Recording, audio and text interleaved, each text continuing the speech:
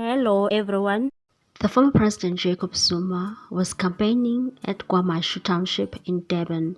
He debunked the rumors that he's misleading people by remaining in the African National Congress while he will be voting for Umkhonto we Sizwe party.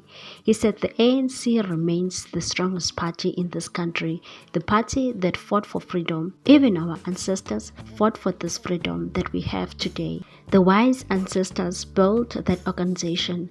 The ANC has an important history. Once they win, they will take the ANC back to Umkhonto we Sizwe party and expel members of the ANC who are corrupt. They can't just give up on the history of the ANC.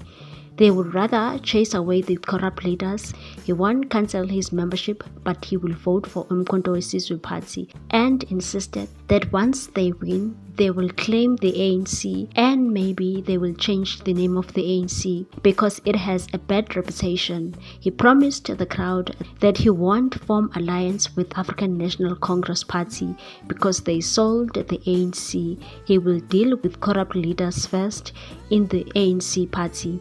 He also took a jab at the current president, Cyril Ramaphosa, and said, why did he hide the US dollars under the mattress? Why couldn't he take the money to the bank? It's so sad seeing black people oppressing black people.